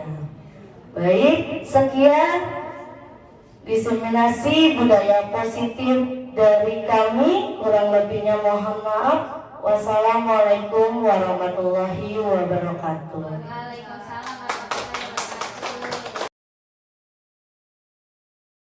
Assalamualaikum warahmatullahi wabarakatuh. Waalaikumsalam warahmatullahi wabarakatuh. Oke, anak-anak, hari ini kita akan membuat keyakinan kelas. Apa itu keyakinan kelas? Ya, keyakinan kelas itu adalah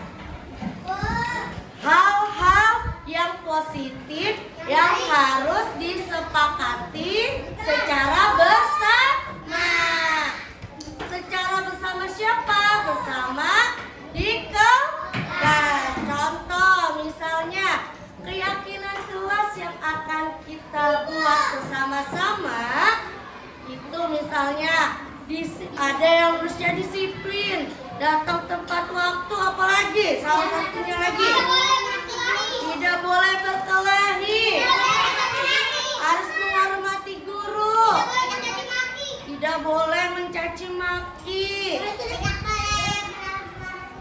tidak boleh berkata kasar. Bu, harus bersikap jujur. Ya, itu semua nanti kalian tulis apa yang kalian sepakati. Nanti setelah kalian tulis, ya, kalian silakan menulisnya boleh 1 atau boleh 2. Ya, 2 keyakinan. Nanti kalian bisa menulisnya di kertas ini. Ya, setelah kalian tulis, nanti Bu Lia kasih kesempatan untuk kalian menempel di kertas keyakinan kelas. Nah, dari hasil yang sudah kalian tulis, kita lihat nih yang paling banyak nantinya yang akan kita buat untuk menjadi keyakinan kelas 1C. Bisa? Nah, Bu, keyakinan kelas ini gunanya untuk apa ya, manfaatnya ya? Yang nantinya ya ketika kalian misalnya nih suatu saat ada ya hal-hal yang tidak baik, hal-hal yang berbuat salah, ingat keyakinan kelas yang sudah kita buat apa? Seperti itu, bisa? Saya oke. Bu Lia akan mulai ya.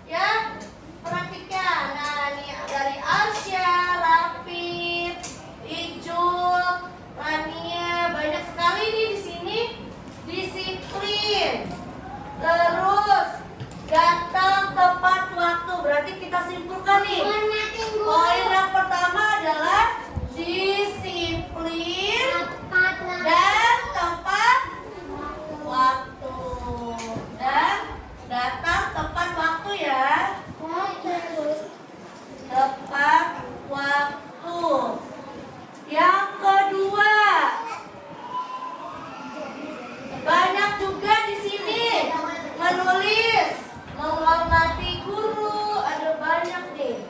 Dari Sapira, Arsya, Rapif, Alif, terus Binar, Mulia, Mani. Berarti kita sepakat ya.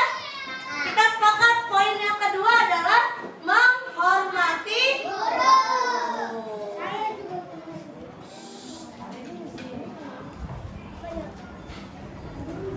Menghormati guru. Nah, nanti gurunya itu baik dari guru Bulia, nanti Bu Suci atau Pak Bowo, kalian harus menghormati guru. Semua guru di SDN. Oke, poin yang ketiga. Di sini kalian Denisa berkata jujur, bersikap jujur. Lalu juga Rania, ada dari tadi Denisa. Ya, sepakat tidak kalau kita di poin ketiga bersikap jujur? Sepakat? Yang sudah sini sepakat? Nah, bersikap jujur. Nah, nih contoh bersikap jujur. Tadi di sini juga tidak boleh mencontek. Nah, tidak boleh mencontek itu sama halnya kita harus bersikap jujur ya. Baik dalam kita mengatakan sesuatu, kita harus bersikap jujur. Oke, poin yang keempat di sini menyayangi teman, tidak boleh berkelahi, tidak boleh berantem sesama teman, tidak boleh mencaci maki. Nah, kita sepakati tidak boleh berteman ya, tidak boleh berkelahi, tidak boleh berantem, tidak boleh mencaci maki. Berarti kita sepakati apa? Menyayangi teman. Sepakat tidak? Ya, poin 4 adalah menyayangi teman.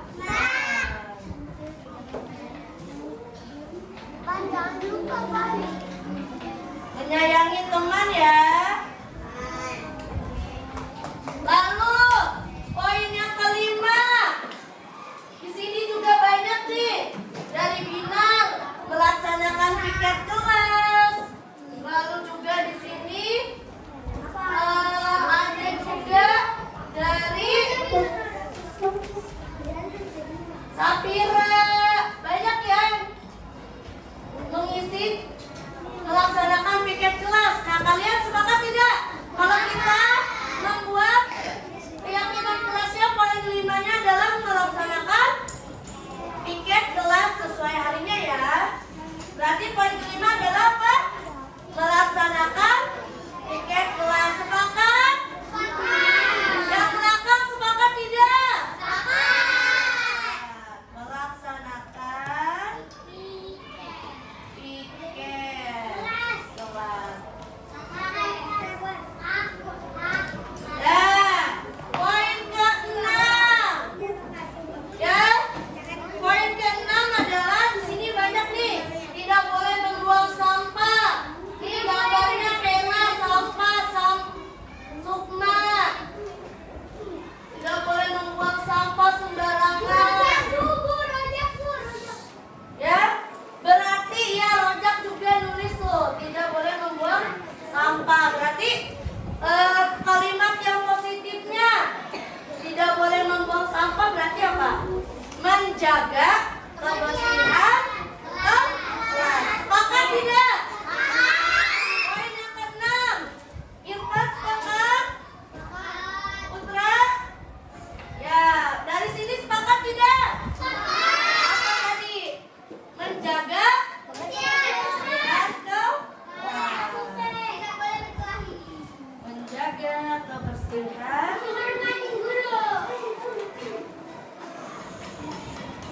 Ya, oke. Ini adalah 6 keyakinan kelas 1.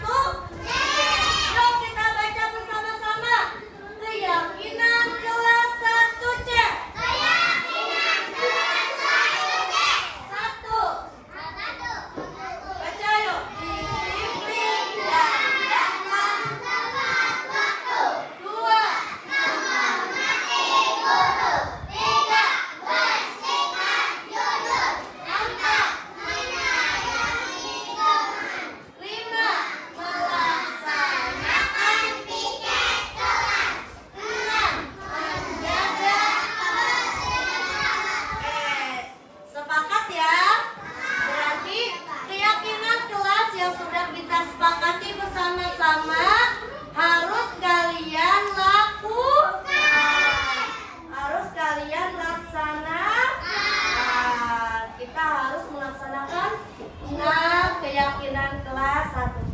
sudah kita buat bersama-sama. Ya, oke. Hari ini kita sudah membuat keyakinan kelas. Ya, terima kasih. Ya, semoga kalian semua melaksanakan keyakinan yang sudah kita sepakati.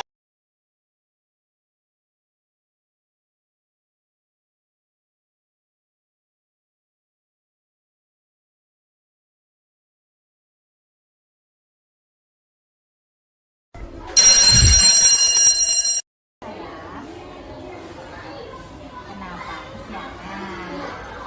Besok lebih awal lagi, bobonya jangan malam-malam, Samin. Namanya siapa? Oh, dari kelas berapa? Oke, silakan.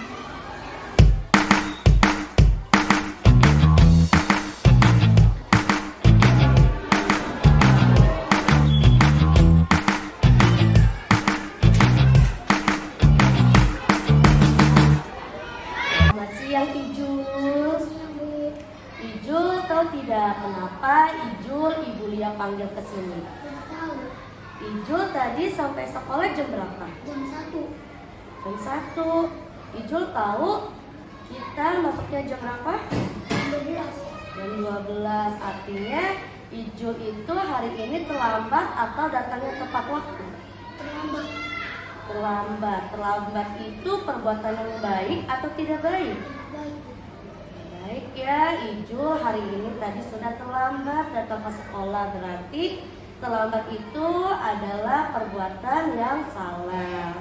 Setiap manusia itu pasti pernah melakukan kesalahan, namun kita bisa memperbaiki masalahnya.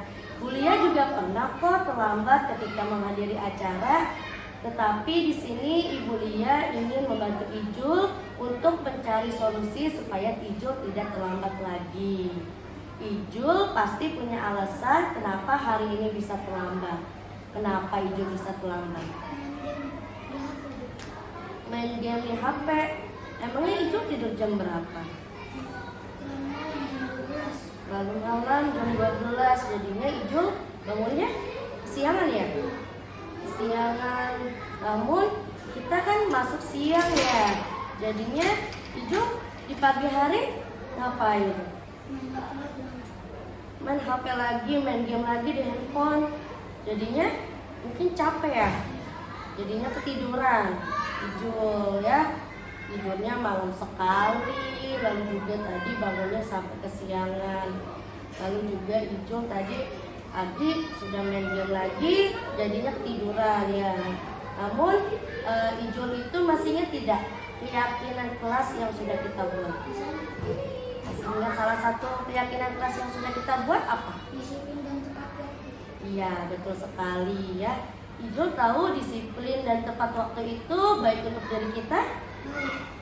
Apa yang bisa Ijul lakukan untuk bisa disiplin selanjutnya? Kira-kira Ijul harus bagaimana? Tidur lebih awal, membatasi waktu main game dan kesalahan. Nah, betul. Jadi, mulai kapan nih Ijul bisa melakukan hal seperti itu? Ijul harus tidur awal. Ya, berarti Ijul nanti malam, ingat ya, harus tidur lebih awal ya. Tidak main game terlalu malam dan pagi harinya memasang alarm agar tidak kesiangan lagi. Ijul bisa melakukannya? Bisa. Ya, Bu Lia pasti percaya Ijul bisa melakukannya dan bisa menjadi anak yang lebih baik. Ya, semangat ya Ijul.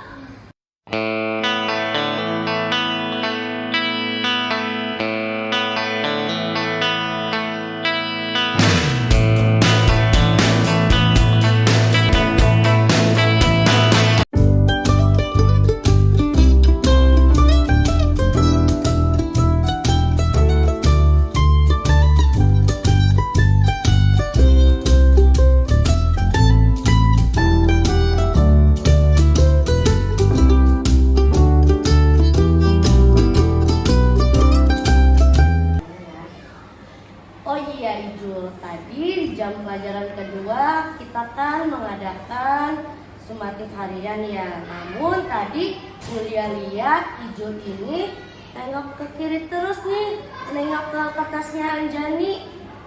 Berarti Ijul tadi mencontek, apa benar ya? Ijul sudah mencontek dari Anjani. Menurut Ijul, mencontek itu perbuatan yang baik atau tidak baik? Ya, berarti kalau tidak baik, mencontek itu adalah perbuatan yang salah. Namun ya, seperti yang tadi Bulia katakan, setiap manusia memiliki kesalahan. Namun Ibu Lia di sini tidak menyalahkan atas kesalahan yang sudah Ijul buat, tetapi Ibu Lia di sini fokus untuk memperbaiki masalah yang tadi sudah Ijul perbuat.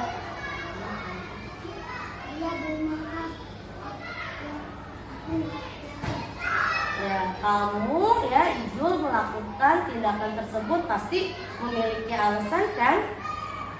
Alasannya kenapa tadi Ijul bisa mencontek?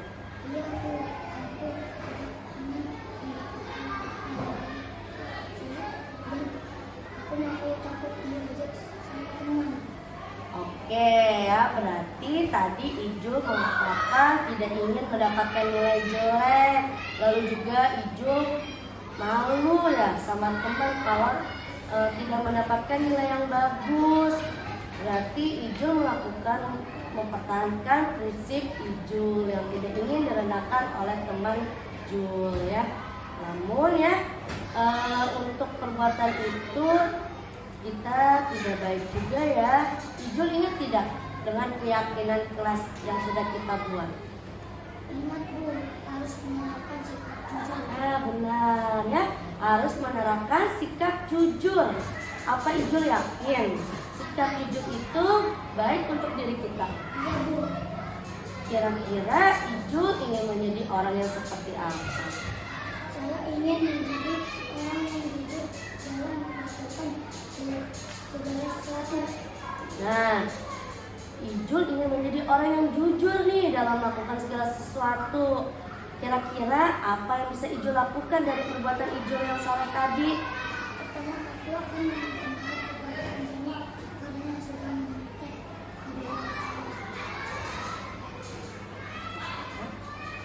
akan rajin belajar dan mengerjakan supaya sebaiknya dengan jujur. Nah, jadi berarti Ijul yang pertama akan meminta maaf kepada Anjani terlebih dahulu ya. Lalu yang kedua Ijul berjanji akan rajin belajar dan mengerjakan soal dengan jujur. Jadi hal itu mulai kapan nih Ijul akan melakukannya? Hari ini Bu. Wah, hari ini berarti janji ya. Hebat Ijul ya. Bulia yakin Ijul pasti dapat menjadi orang yang lebih baik lagi. Ijul pasti bisa dan semangat ya. Tos dulu yuk. Ya, baik. Saya Ijul. Hari ini saya sangat senang sekali mencari solusi dalam masalah saya. Semoga ke depannya saya menjadi orang yang lebih baik lagi. Saya akan menjadi orang yang lebih disiplin dan jujur.